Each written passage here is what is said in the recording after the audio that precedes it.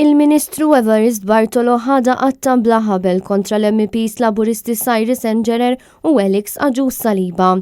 Dan wara li ftit tal-jimilu fi Strasburgu waqt il-plenarja tal-Parlament Ewropew, iż-żewġ MPs tal-Partit Laburista ikkonfermaw li bejn il-kliem u l-fatti hemm baħar jikkumbatti. F'din is-sessjoni tal-Parlament Ewropew Agius Saliba u Engerer ivvotaw favur parti minn rapport li sejjaħ sabiex materji ta' politika barranija u sigurtà ma jibqawx deċiżi biqbil unanimu bejn l-istati membri.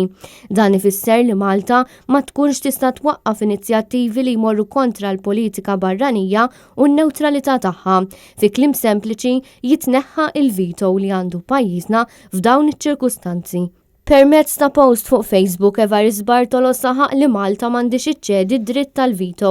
Dan għaliex pajjiż żgħir bħal Malta jispiċċa ma jistax isemma leħnu anke jekk għalih hemm prinċipju fundamentali fin-nofs. Din kienet waħda mis-sensiela ta' kitbiet ta' Evarist Bartolo fejn jikkritika jwassal id-diżappunt tiegħu għad-deċiżjonijiet li jieħdu l-membri tal-partit tiegħu stess.